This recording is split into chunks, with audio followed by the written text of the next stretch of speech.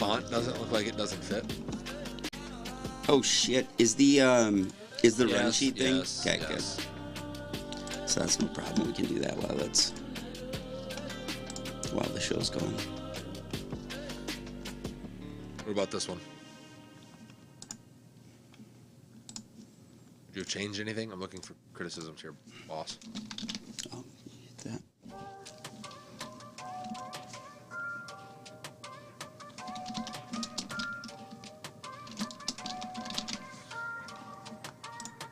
This is my favorite one. Yeah, I like that one. So I do this ticker at the bottom. All right, so we're live to YouTube. So now going live to Facebook. Did I copy that? So I'll copy what the topics are. Oh, and you did a solo show in October because I was on vacation. Man, I am slipping a little bit.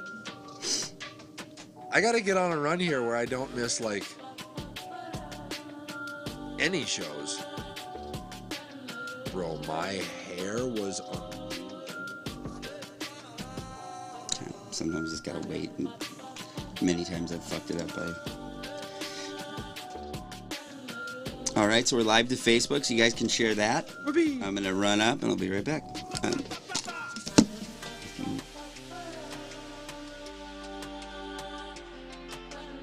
Hello, everybody, and thank you for joining us. Give us just a couple minutes here. I think your mic's still turned off from when I flipped it off. Hello, everybody, and welcome. Thank you for joining us. We're just going to wait a couple minutes here while we fine-tune a couple things. We are an interactive show, so feel free to comment below, and we'll display your comment on screen and hopefully be able to reply to it. Yeah. Anything to add? Swipe right, Nick. Always.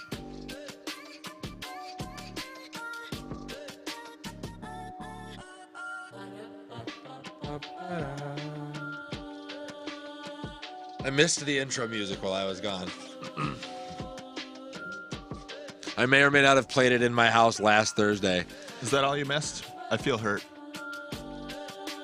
I talk to you throughout the week. I get enough Mike in my life.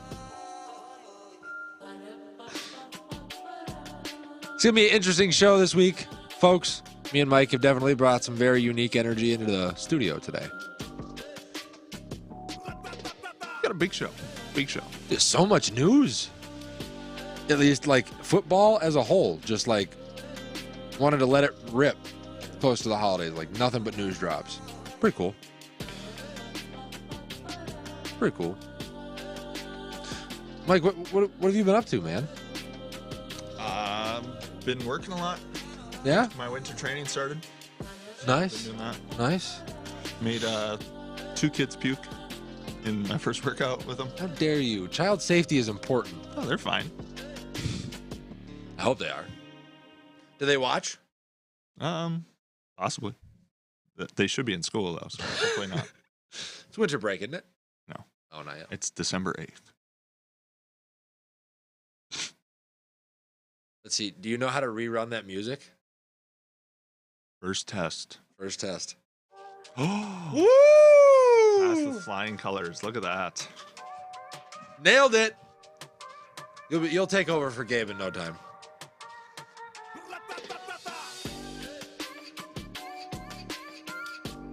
We are just waiting on the lead producer in the back, folks, before we kick the show off. If you are here early with us, make sure to like, follow, turn on notifications, and subscribe.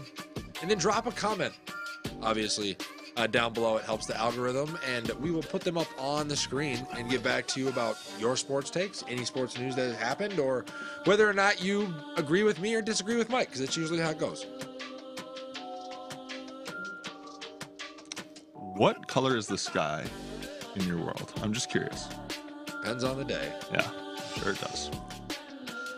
Some days the sky is blue. Sometimes it's gray. Sometimes it's like orange. Sometimes there's 3 suns in the sky, huh, Nick? No. Not quite that crazy. I know what universe I'm living in. It's just my own segment. It's just my own segment of this one. Oh crap! I unmuted myself and I started chewing my candy. Hey, Pete Carroll, calm down. That's very. All right, so hey guys, thanks for joining the show. We'll be starting. Have you done that yet, Mike? Oh yeah. Okay. And Nick did it too. We'll be starting about 10 seconds. All right. Just connecting the chat so you guys can participate. I mean, third time's the charm. That's what will really get their attention. Somebody's gonna be like, why are the intros to this show always so goddamn long?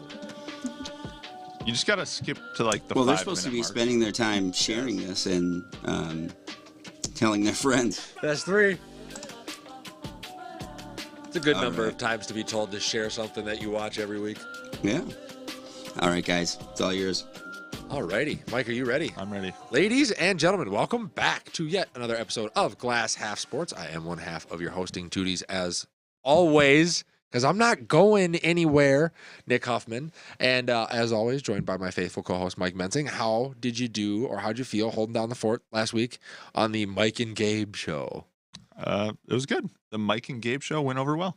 Yeah? Saw a massive dip in our ratings. Why was that? I think you were looking at That's them not what I'm upside hearing. down.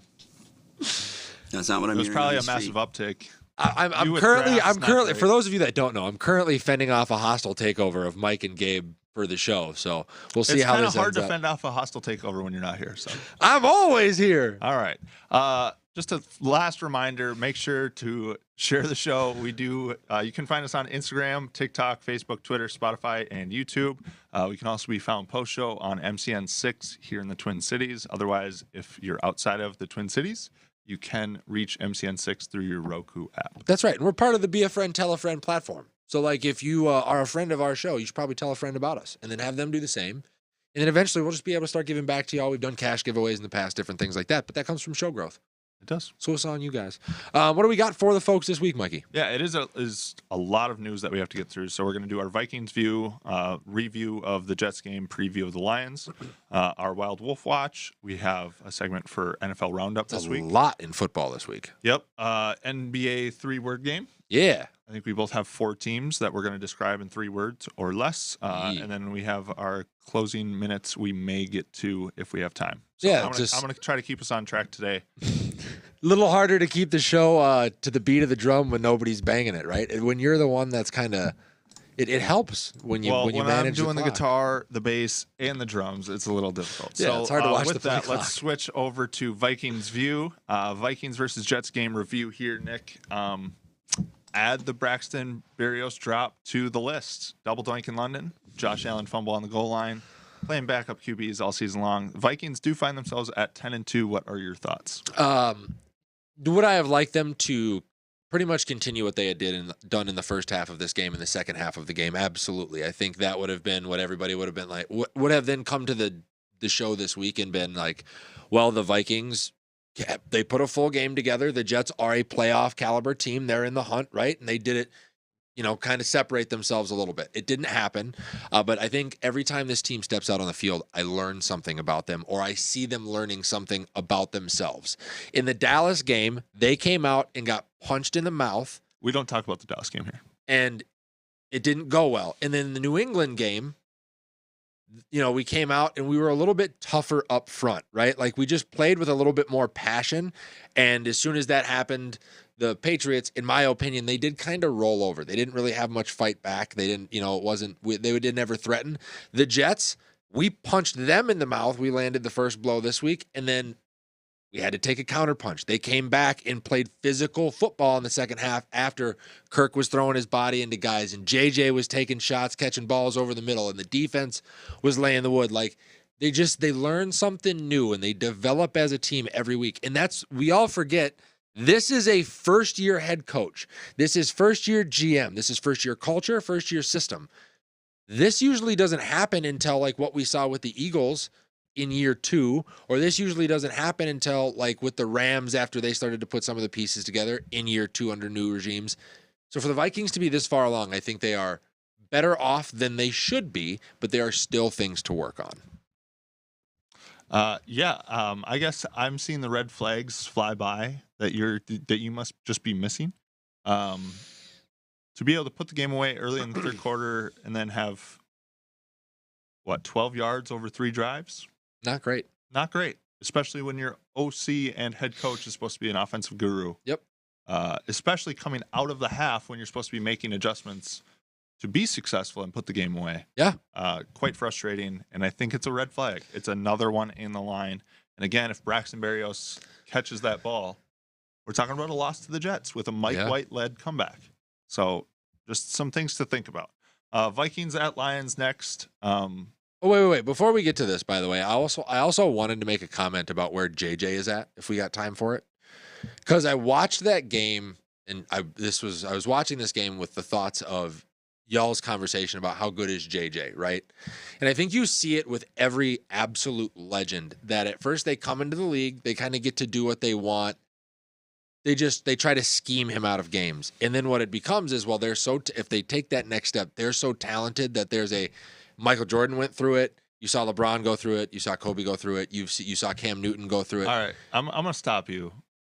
Stop. Because you've compared him, you've already called him an absolute legend, and he's in season 3. Yeah. You've compared him to Michael Jordan. Yes. I think JJ is at you have to make him feel you part of your career.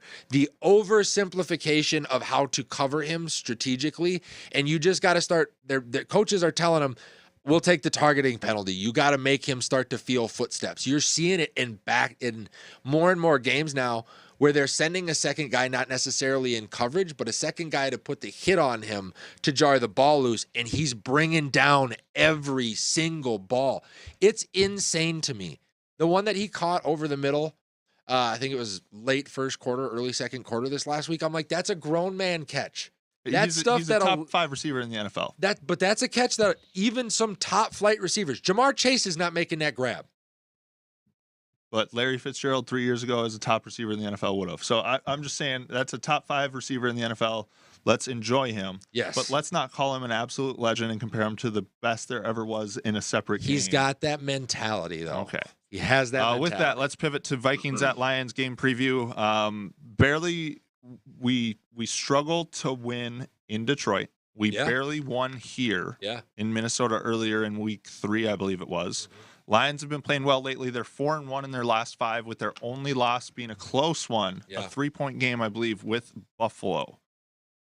They are now favored, I believe, by 2 points. It's been trending the other way. It's been trending the other way all week. We opened as 1.5 favorites on the road. It has swung down to a 2-point. I believe it was 2 or 3 point favorites, and it swung all the way to like 3 the other way. Yeah, there was like a 6-point swing. Yeah, not great. It doesn't look great for in Vegas, at least numbers wise. But I think the Vikings are in good shape here. I think the one thing to pay attention to in the matchup this weekend is going to be a Detroit offense that is very good at converting and scoring situations. They score the ball pretty well, especially in the red zone against the bend but don't break style of Ed Donatel, right? If you break at all, the Lions can do what they did last week, which is hang 40 on a team. If you don't, you could also have a game kind of like we had against the Jets last week where it's field goal, field goal, field goal, and that's the difference between a win and a loss. So you're really going to get to see a lot of what Ed Donatel brings to this team in a matchup like this week. Scoring prediction for you. I'm just curious. Lions are 32nd. We are 31st in total yards allowed per game. Yeah, I have it as a 31-20 victory for the Vikings. I'm going to go that both teams actually figure out defense, surprisingly, and I'm going to say 20-17, and I'm going to go Lions.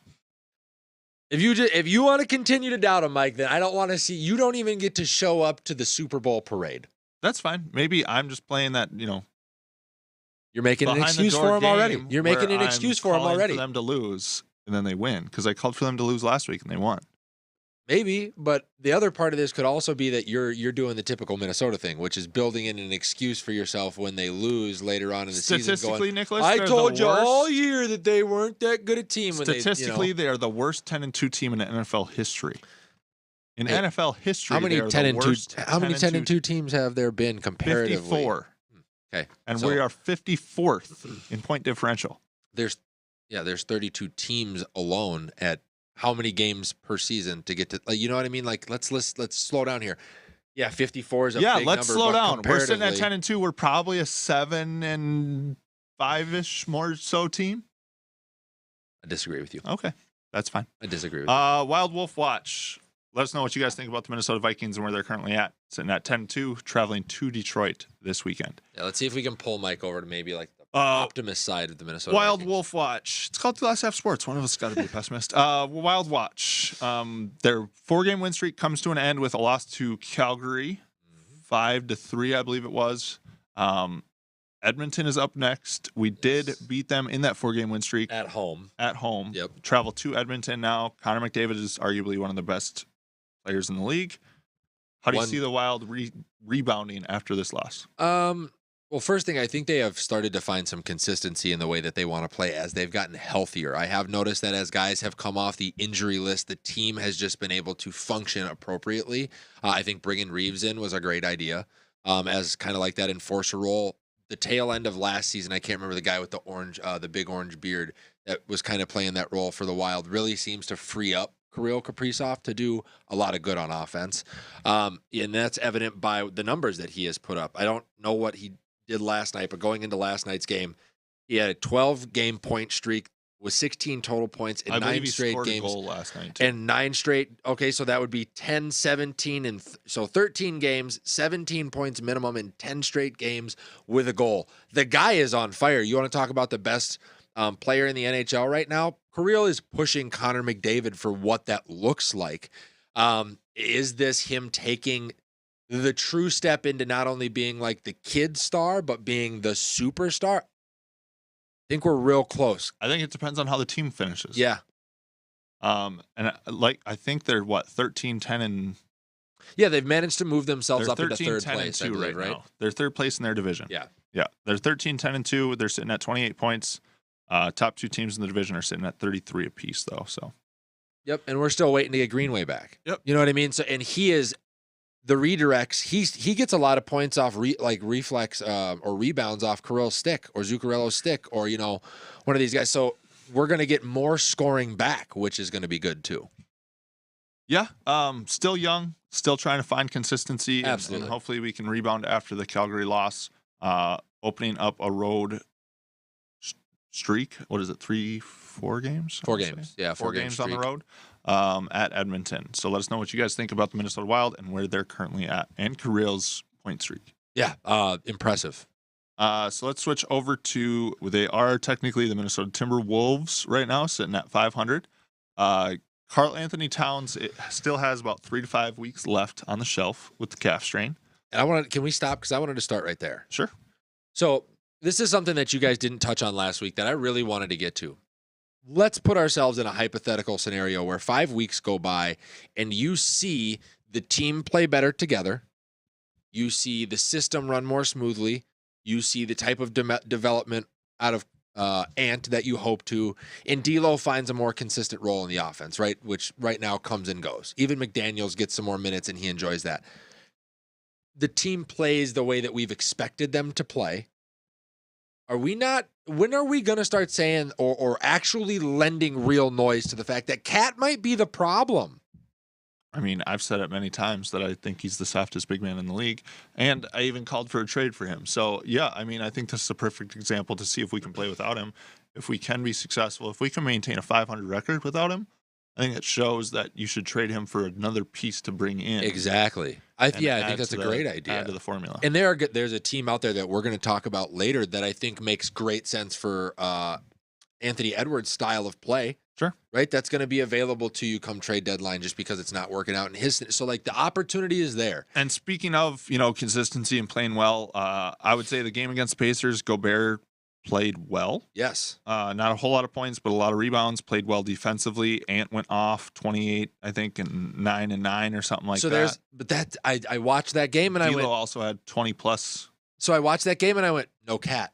Cat is not in the way. They're not forcing him the ball because he is their star. This is Anthony Edwards' team. Yeah. I'm sorry.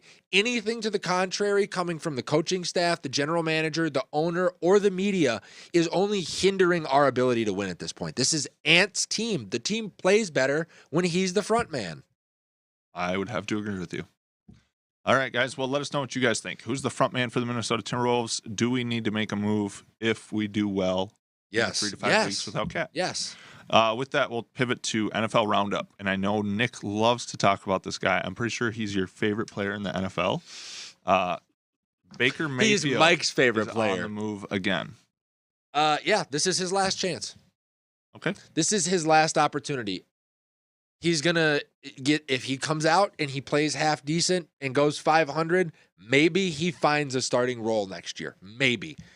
Any bad performances in prime time, any off the field gestures, arguments with coaches, receivers, underperforming statistically while the rest of the team does well, this will be the last time you'll see Baker Mayfield start in the NFL for me. Well, I did see a post today that said that he picked the number 17 because he wanted to pay homage to his quarterback rating so far this year. Wise. I think Baker Mayfield's the starting quarterback in the NFL. No. We had this conversation earlier this week. And I'm going to tell you exactly what I told you on the phone. He's a starting quarterback in the NFL because I don't see 31 guys better than him. I don't see a Davis Mills as better than him. But you say I don't see. But there's a lot of guys that we haven't seen that are on NFL rosters that I think are better than Baker. Name 2. Huntley? I would take Huntley over Baker right now. Only in that system. No. Ha! Okay. You're going to put him in a pro-style system, Nicholas? Tyler Huntley. Seriously? I would take Cam Newton still over Baker. Okay. I don't think Cam Newton would still take Cam Newton over Baker. But yeah, so Baker Mayfield is now the starting quarterback for the Los Angeles Rams. They're still not making the playoffs. What do you think you have to pay him to be a starting quarterback next year? 3 years. I think he does the Mike Glennon deal. I really do. 3 years, $45 million. He's not that guy. He's going to want Nick Foles money. He's not going to get it. He's there. That's what he's going to ask. His agent's going to be, I'm a number 1 overall pick. If you bring him in. He's not. Nobody's. Okay, if you put something on Marketplace for $100 and nobody buys it, what do you got to do? You got to lower that price, dog. He's going to have to lower the price. But, okay. He's going to have to lower the price if he wants to be a starting quarterback in this league, and that's what's going to happen. I'm telling you. You're right, but when we had this conversation earlier this week, what did I tell you? Baker Mayfield has a problem with what?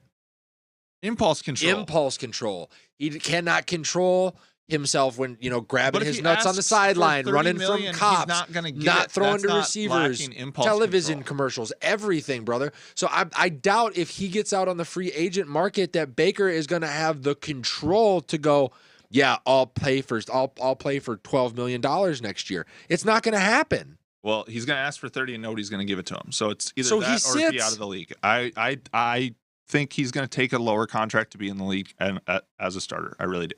All right, so let us know what you guys think about Baker Mayfield. Does he continue to be a starting quarterback in the NFL? He's not even the best backup in the league right now. All right, with that, let's talk about some major injuries to contending teams around the league. Seems to be that time of year. Yeah. Stars finally starting to feel the pain of an 18-17 game schedule.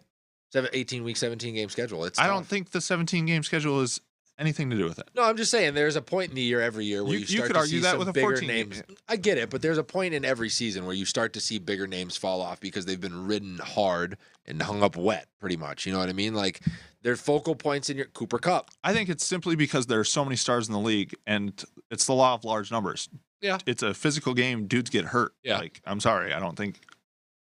Yeah. So let's start here. The Lamar Jackson injury. He's going to be out 3 weeks. It looks like it's a contusion. No, it didn't see meniscus or ligament or anything like that. It just seems like a knee contusion. They're probably protecting him based on where they are in the standings a little bit right now. Your takeaway from his injury? I think they'll be just fine because Tyler Huntley does fit that system very, very well. Tyler Huntley oddly looks like Lamar when he plays. Yeah. He really does. Yeah. Like, they have the same visor. It's kind of a Mac Jones, Bailey Zapp thing, isn't it? They play very similarly. I think the Ravens will be just fine. This, I will point out, though, probably the leverage point in his contract negotiation. How the team plays without him, closing in on a playoff stretch. Last year, Lamar goes out. They're in first place. They miss the playoffs. Lamar goes out for a couple of weeks. This year, who knows? I mean, they say 3 weeks. It could be 5. Who knows how his recovery goes? Who knows if he re-injures it? If they manage to miss the playoffs again without him, Lamar's name and his price. If this team stays afloat and makes the playoffs without him, then you're going to be looking at, okay, well, This is why we're not giving you the money. You two back-to-back years you weren't available to us during the playoff stretch, and we have to make sure we have a quarterback in-house and a team in-house around you that can sustain when you're not available. So this is going to be big for how they pay him. John Harbaugh said it's not impossible for him to play this week. I'm just saying, I don't think it's going to be a 5-week long injury. So you see him back, you see him make the playoff push as the quarterback of the Ravens, and the playoff push in the playoffs is going to be what dictates his price moving forward. Maybe. Garoppolo's out. Niners are out of the playoffs, in my opinion. I don't think you can do it with Brock Purdy. They're probably a first-round exit. This is really good for the Vikings. Because you know who we are likely going to draw in the first round? The Niners. So, and they've beaten us with poor quarterback play before, but I think especially with Kwesi's familiarity with San Francisco, this plays really well for the Vikings. This is also a very interesting domino to tip over in both what does San Francisco's quarterback look like next year, and then all of a sudden you're like, well, if Jimmy G goes to free agency, Baker's going to free agency, Lamar's maybe unhappy with his contract in Baltimore. Denver has issues with Russell. Aaron is unhappy in Green Bay. A lot of quarterback dominoes are starting to tip, leaning towards the 2023 offseason. Yeah, and speaking of one of the best quarterbacks in the league, Josh Allen has a defense on the other side of the ball that cannot stay healthy. Oh. So they finally get their secondary back and healthy. Now their entire offensive line or defensive line is Von Miller is out for the rest of the season, I believe. They're missing AJ Epinesa for 2 weeks. I know that. Ed Oliver's been dinged up. It's going to continue to be a race to 50 on Josh Allen. Yeah. The Von Miller thing is odd to me. I think this takes the Bills directly out of the Odell Beckham conversation. And I think it's down. I think you're looking at one, maybe two teams that he winds up in. Well, I think it's Giants or Cowboys, isn't it? Yeah, maybe. If you're Odell looking at New York after the last couple of performances that they've turned in, are you really still sold? I think we'll see. I think that's what it's down to. Yep. So let us know what you guys think about the major injuries around the league. How bad are they going to affect these teams come playoff time?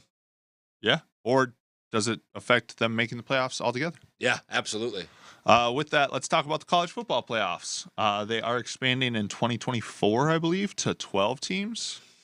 Thoughts on this? This is a fucking runaway train, man. We are a couple NIL and TV deals off the back of this news away from this being a professional sport.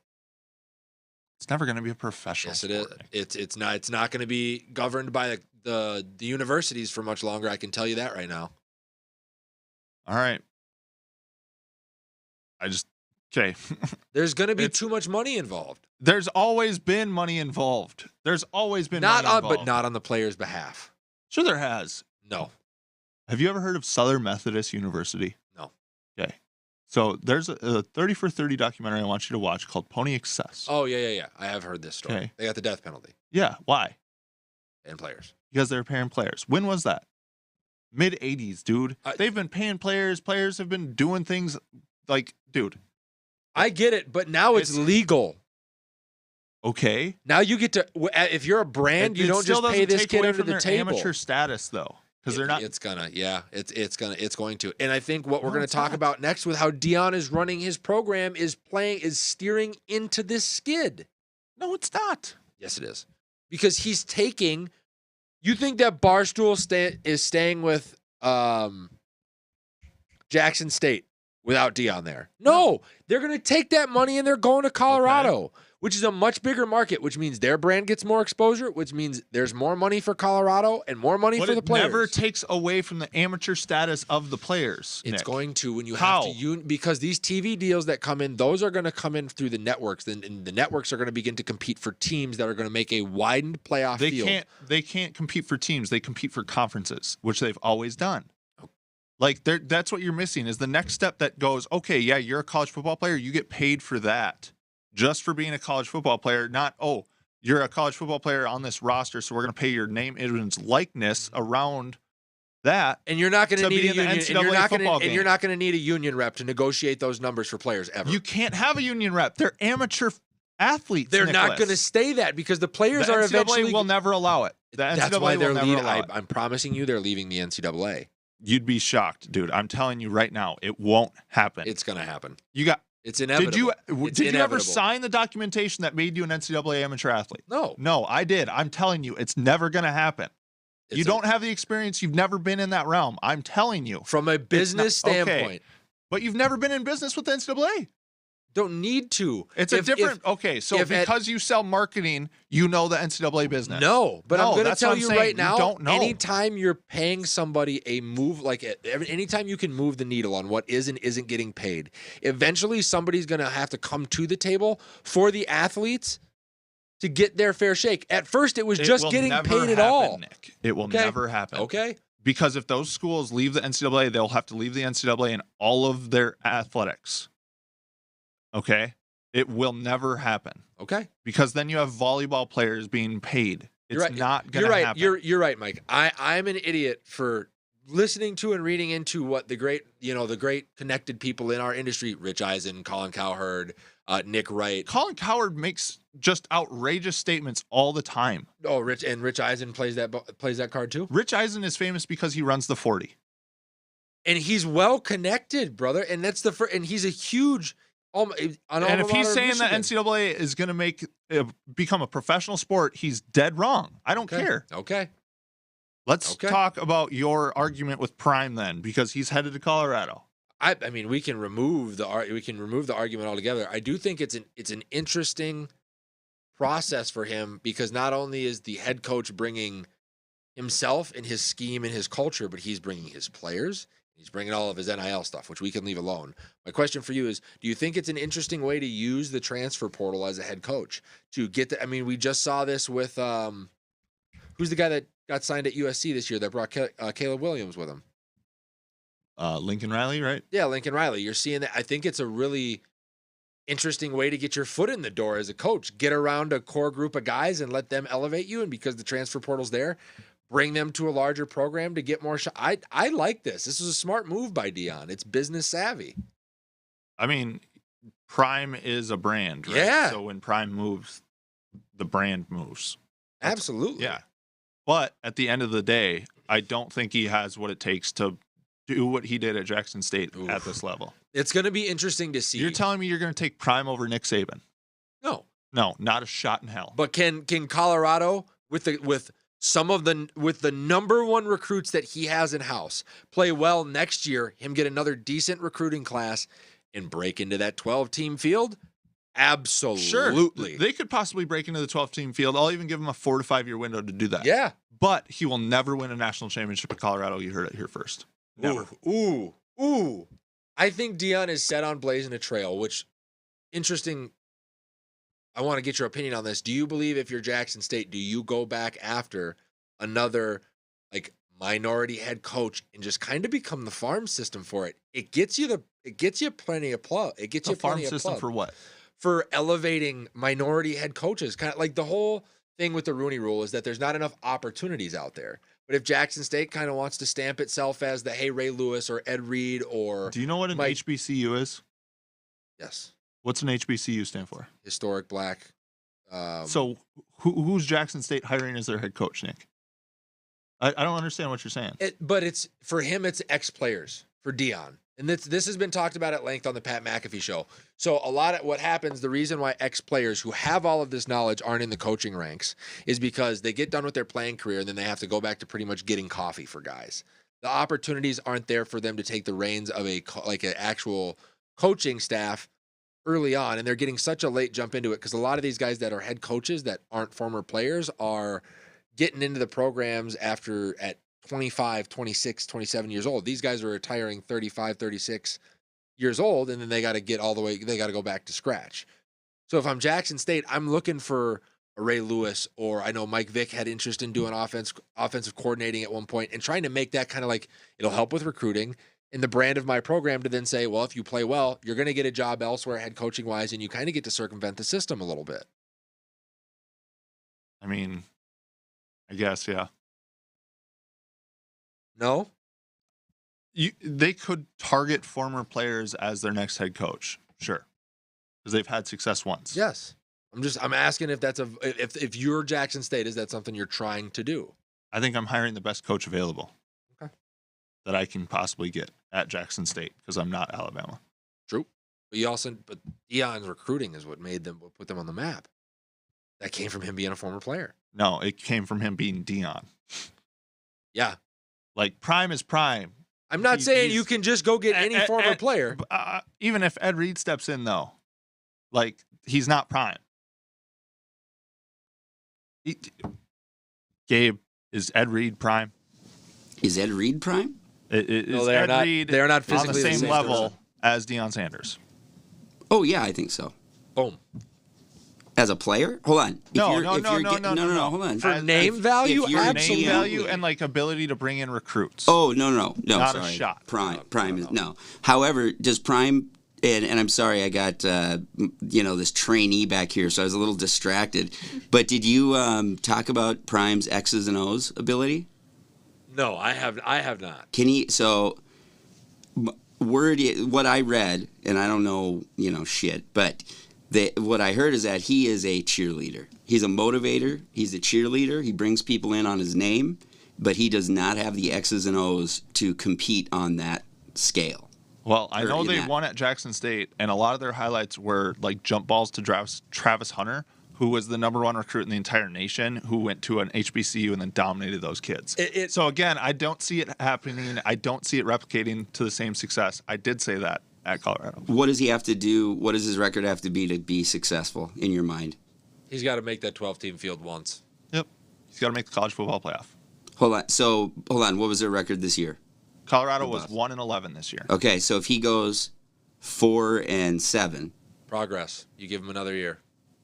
If he goes, yeah. Well, how about that? Yeah, I said he gets recruits. a 5-year window. Yeah, because that lets his second recruiting class be seniors. Did you guys talk about that? So I've been really taken in by him. Yeah. And I watched a lot of the reels and stuff like that on him, and truly have been so impressed with him as a guy. Right? I got taken in completely. This Colorado Buffalo shit, I think his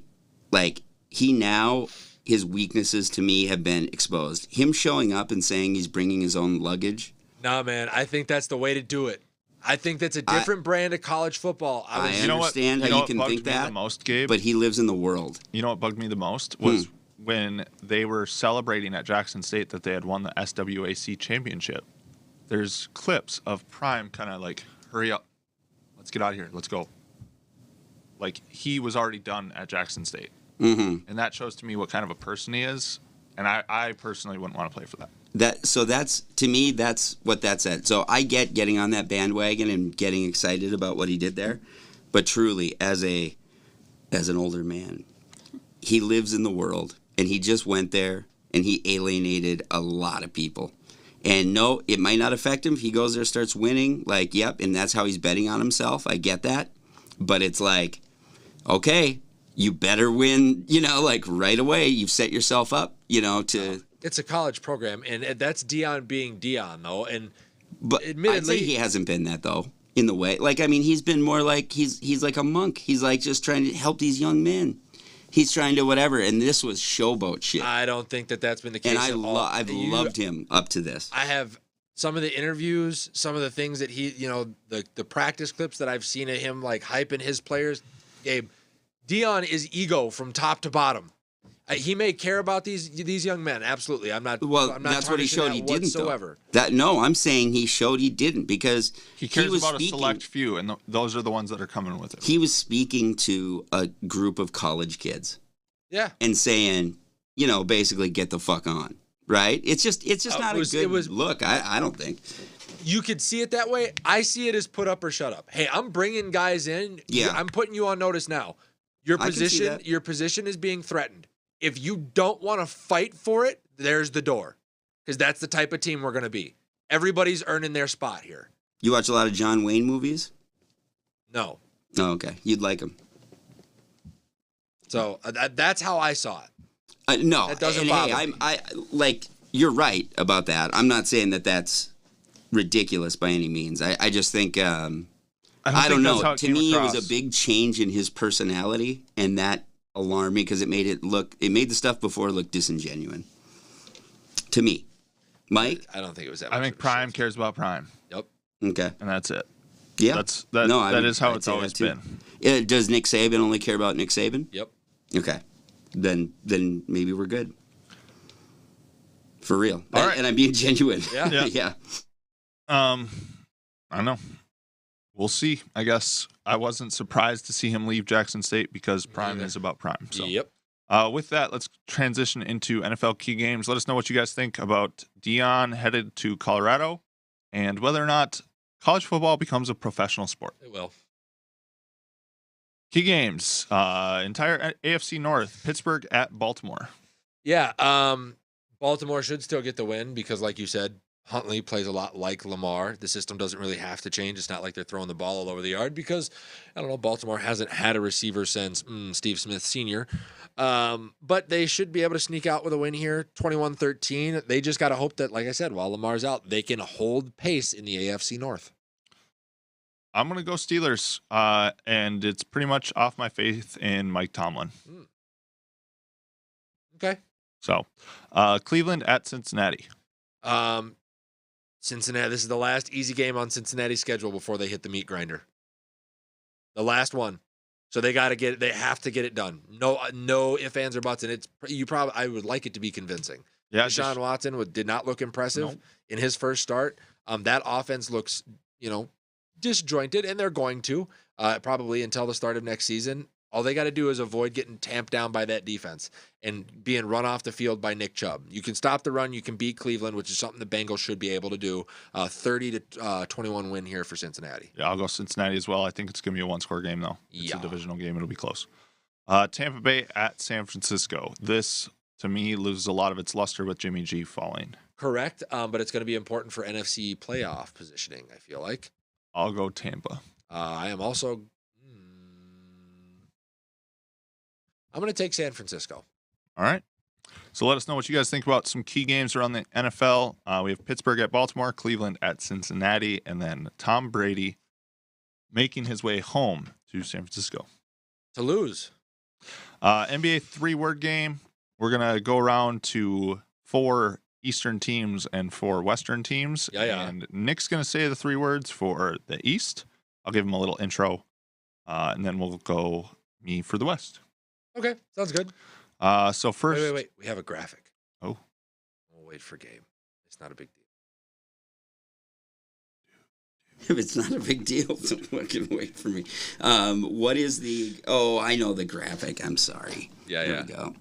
It's the sticker, not actually a graphic. Sorry, Gabe. It's okay. No, I just wasn't... Have you... Okay, so let's start here. How much attention have you been paying to the NBA this year? Some? Not a lot? Check standings like probably every day, to be honest. Nice. Just to see where the Wolves are at? Yeah, and just like see where everybody... Like I would say I keep my finger on the pulse. Okay, fair enough. But I don't... not watching games religiously or anything. Nice. All right, you want to start, or we can go you want to go east-west, or you want to go every other? We can go east and then west. So good. Indiana Pacers, your 3 words. Out of nowhere. Why are they so good? I think of the Indiana Pacers, and I can't remember the last time that they had a relevant star other than Paul George and Victor Oladipo, both of which have pretty much injured themselves out of stardom and out of Indian. I just don't know. I don't get it. Who are their stars? I literally I know what they have. T.J. Warren, and is Buddy Hield in Indiana? Like, is that what it is right now? Oh my God! Well, then they put together a little bit of a sleeper team. Yeah. They for sure did. I mean, they got Tyrese Halliburton, Miles Turner's decent, Buddy Hield. Miles Turner is good too. Wow. Yeah. The and they're not statistic, strapped at the salary cap, are they? Not too bad. The Wow. statistic that stands out to me is they're 9-4 in the Eastern Conference. So they're winning against teams that they'll have to win against in the playoffs potentially as well. It's a team to keep an eye on for sure. Good for them. Brooklyn Nets. Instead of 3 words, how about 3 letters? TMZ, because that's pretty much what Brooklyn's going to be for the rest of the season. It is a place where you can go to get some really hysterical basketball headlines. Now, I will admit they've played a little bit better. Ben Simmons has come around a little bit. Kevin Durant has played decent, but obviously the Kyrie stuff, the coach stuff, all still kind of hanging over the franchise. Yeah, I would say if you're Brooklyn, just make the playoffs. And hope to win a series. Go from there. Hope to win a series. Miami Heat. Slightly below average for what I expected them to be this year. I know when we talked about Jimmy Buckets getting his deal last year, we went, well, they'll have 2 years before they really start to feel weighed down by the price of his contract. Nope. Guess what? It's already started to happen in year 2. Tyler Hero and Duncan Robinson and Bam Adebayo and Jimmy Butler and an aging Kyle Lowry seem less enticing as every day goes on throughout the NBA season. Yeah, I mean, their big problem is offensively. They're ranked third to last, ranked 28th in the league for offensive output per game. So Jimmy Buckets hitting that wall maybe physically because he's such a physical guy, right? Jimmy not hitting buckets? Yeah, well, I mean, he bangs, right? Like that's kind of his offensive play style, mid-range to the rim. When those guys lose a step, Russell Westbrook was one of them. It takes a minute to adjust. All right, Charlotte Hornets, last place team in my opinion. Patience running thin if I'm LaMelo Ball. Sure. This is the guy that I think the Wolves go after. Cat and D'Lo for LaMelo, and you get LaMelo, Gobert, and Ant as your front 3. And I think that is a Western Conference style team. You're going to be able to get out and run more. LaMelo plays great defense from the top of the key with how long he is, great court vision, pass first guy, can fill up the stat sheet, rebounding because of his length. You'll get some help there. He'd play well alongside McDaniels. I think that's the guy you go get if you're the Wolves. It's an interesting move. For the West, you want to do the intros? Yeah, I can do the intros. So the New Orleans Pelicans have a healthy Zion. Brandon Ingram still seems to be playing well. And that young core of draft picks that they got for Anthony Davis do seem to be rounding out a little bit. What are your 3 words for first Pelicans? Place West? Wow. They're sitting in the first place in the Western Conference right now, and we've played enough games to me that's a decent sample size. They're top 4 team probably in the West. They have shooting, they have rebounding, they have physicality. They have Zion. They can run you, they can play half court, they can pretty much do what they want, and it's showing. They're sitting first place in a tough conference, in my opinion. And I will, you know what? I'm going to give the big man all the credit in the world for getting back. He looks to be in incredible shape and well physically conditioned this year, which is something I always knew he was going to do it. But I did not think it was something that he was going to be able to get back to based on where he was trending and the consistency of his injuries. So I knew he was going to get back to it. I just was enjoying the ride when he was 350 and eating McDonald's 3 times a day. I got you. All right, so let's go next to the Los Angeles Lakers, the country of old men trying to give her one last go around. They have won what? I think they had won like 10 straight games or something the other day. Or they're playing well. What are your thoughts on the Los Angeles Lakers right now? Just hope they miss the playoffs. It's more than 3 words. Miss the playoffs. Okay. You don't want to see them in, huh? Nope. I will say that I think the turning moment, and I don't know, Gabe will be very.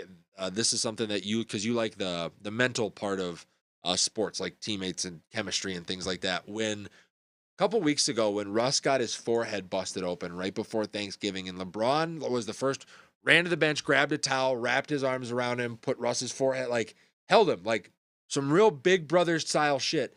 That moment was, I think, the moment that Westbrook went, oh, he really does have my back, and embraced that roll off the bench. He has been a different player since that moment. I don't often do this. I'm going to give LeBron some credit for that moment right there. All right. Let's move on to the next team.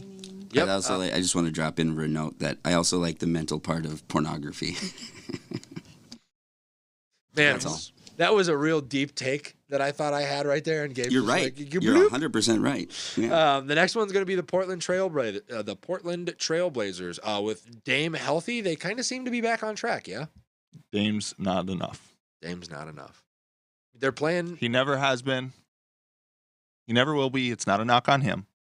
But Portland has failed and continued to fail to surround him with any talent. But as long as he is a playoff, they're going to be like a 6 or 7 seed, but they'll be bounced in the first round like they always are. Every once in a while, they'll win a series. Yeah, I would agree with that. Enough. I would agree with that. All right, last but not least, the Dallas Doncic's.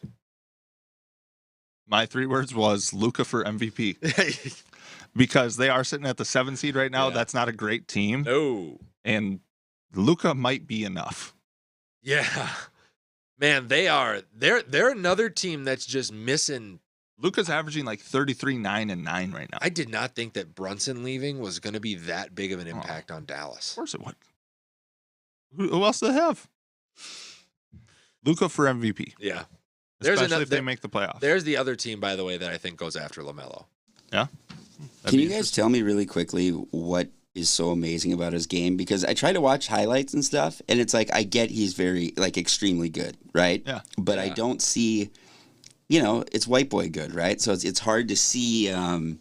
He's like Little Dirk, kind of? So that's what it is. It's not white boy good. It's European good. Right. So we don't recognize it as much. They play at the one thing that I hear a lot slow. is they play at what's called an awkward pace. Yep. They play slower than we do here. They create space differently, and then they capitalize on that space better than American players typically. Bingo. If you want another great white boy phrase for what you call white boy great, I think Luka wins on the margins. I think that is his entire game. So, like, I mean, honestly, though, like Dirk, think of Gabe, Manu Ginobili. Yeah.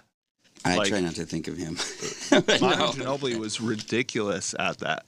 That awkwardly European players, the Gasols, like and how they play down low. Yeah. Like it's a very European style of basketball. And it's interesting to watch. Have you guys heard them talk about that Luka and then I can't remember the other guy who's from Giannis? How they both talk about that it's harder to score in the European League. Oh, absolutely. It's 10 times more physical. And I'd never seen their scoring averages though, like the difference when they came. Like Luka averaged like 12 points in that league. So that reason on its own, Gabe, was why I was so high back when LaMelo was going to make his decision. Do I want to go to college or do I want to go play overseas? Why I was such a huge proponent of him going to play overseas. It's physically different. All the top picks that you have seen come in from overseas are physically dominant players that sort out the fun, like they sort out the rest of it. And it's a huge advantage. It's a huge advantage. Are they just playing like 80s NBA over there? There's a couple of different rules, and if you want a really good look at it, go back and watch what's that documentary that just came? The Redeem Team. The Redeem Team. Okay. There's a documentary out, and it's heavily focused on like LeBron, Carmelo, Kobe, and how they had to change how they played in the Olympics. Yeah, because of they're playing those international style rules. Everything is a little bit different. Oh, that's interesting. Yeah. I thought we just went, and it was a matter of whether we cared enough to win. No.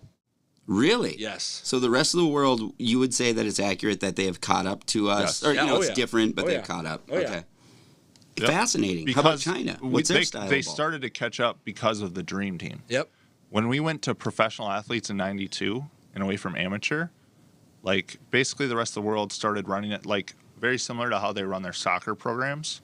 So like they would sign a kid at 12 and like bring him up all the way until he was 18, 19, and he's playing for like the Real Madrid junior team, and then he's playing for the Real Madrid senior team like Luka did. Yep. Is there a game is China's game different in any appreciable way?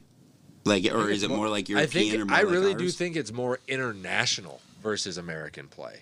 Yeah, it's definitely European more so. But like you see teams like Australia that's there every once in a while. But like the main teams that we compete with are going to be like Eastern Europe. We compete with Spain quite a bit. Yeah. Like Lithuania. I was going to say, are they still good? Lithuania? Was it Latvia? The association itself is the only professional basketball organization, I think, that has moved away from the World Games rules because of how they would like it to be televised and how they want to profit off of that. So the rest of the world sees the Olympic standard, like the Olympic rules, as the gold standard. The NBA deviates from that to get what's most. I do think the NBA is closer to the original rules of basketball, though, that Naismith came up with. Yeah. Because that's the interesting thing about basketball is we came up with the sport. Yep. Isn't it funny now looking back how much we went apeshit about the Dream Team, like about the first one? And it's like we were sending professionals to go just mop up like, whoo! I mean, they were at McDonald's. They were just everywhere. Well, like, it's because they beat us in '88. And we're like, oh, really? Yeah. Oh, really? Know. But all it's just like, oh, okay, well, let us send our big brothers in to just beat the shit out of you guys now, and we're going to act like it's an even playing field. Yep. Yeah. Yeah, it was funny. So let us know what you guys think about our 3-word game. Yeah. Do you have 3 words that you'd like to slap on any team in the NBA? Let us know. Minnesota Timber Pups. Savage. Closing minutes Free agent tracker for MLB. This is for Gabe. Gabe misses baseball, and I know he does. I like that you guys, there's just a simple typo, no big deal, but I was honestly confused because it's closing minuets, so I wasn't sure if we're doing a dance segment. No, I think I Like, noticed it's a it real on the run departure. sheet, Gabe, and I was like, I know Gabe knows how to spell minutes. No, I So just left copy it, paste, and I was baby. like, ugh. But yeah, no, I love it though. I know how to spell minutes. For those. Do you of know what a watching. minuet is? Yeah. No. You don't? Gee, how do you dance with women? Are you guys good in bed? Call it the horizontal mamba. What are you showing them something on What your... a minuet is. Oh. Good, we're expanding our horizons Yeah, today. absolutely. Okay, so yes, of course I love talking baseball though, but I missed the set. Who we're talking about? Not anybody in particular. I just Well, wanted to Judge take the went back time. to New York. Is that official? Yes. So 9 years, $360 Hold million on. for Yep. Judge to go to New York. I thought that had been refuted and that his bidding was still open. I'm pretty sure that's official. I'm looking it up right now. That is crazy to me. Like how much he worked the Yankees. Like the Giants must feel so used. Yeah, because Oh, he yeah. basically He was there with his verbally wife. committed. Yeah. To like San Francisco. Yep. Yeah, like I mean, it's one thing to talk to them. Yes. It's another thing to bring your wife there and like try out the city. I mean, he's a savage. I mean, is he a Scott Boras client? That's how it feels. Good question. I would not be surprised. I bet the Nationals are running. However, of guess that- what? I also think the Yankees fucked themselves. 9 years is way too long for a guy his age. I don't care how he hits now. He Joe Flacco'd the Yankees this year. Do you see that Xander Bogaerts? Went to the Padres. Padres, they're saying 11 years, $280 million There's deal. your World Series favorite next year. I cannot even get my head around these numbers anymore, man. I just can't, like... and I they know- still got to re-sign Soto. Right. Hey, Gabe, did you hear what Boris said about the Twins? No. What did he say? He said it's not about market size; it's about owner wealth, and Yep. they're top 10 in the league. Exactly. Exactly. That's what we've been saying on this goddamn show. That fucking, it's about time. We should reach out to him to be on the show. We should. I'm so sick of that fucking shit, acting like we're just some little well, we can only spend $92 million. We have to stay in our budget. Like, the fact that we get our fucking fans saying that on behalf of a billionaire. Yep, What a bunch protecting of him. cucks. That whole building is like fucking 25,000 cucks just watching baseball. I'm so happy to watch these 22-year-old kids in pajamas make millions of dollars. Oh, we got to watch out for their budget. I know I can barely afford to be here. Like, this costs, it's honestly 2 paychecks just to fucking give my 2-year-old and 4-year-old hot dogs and a Twins shirt. But God, please stay in budget. I care so much about the money of our billionaire fucking owner who probably doesn't even know the rules of baseball. It's so fucking stupid. We're stupid. I fucking hate this world and I want out. And I'm dead serious. I think we need to end the show right there. Like, Well, I think we need to wrap it up with that. That was Yeah. amazing. Out of pure concern for Gabe's mental health, God, it's so fucked up, man. he's not wrong. Like, No, not he's at not all. wrong at all. It's the most right I've ever been. That's the worst I part. think that's one of our best clips we've ever had, right Gabe, there. I'm gonna roll the music. Yeah, Gabe, that's you, man. Sometimes I gotta walk off this motherfucker.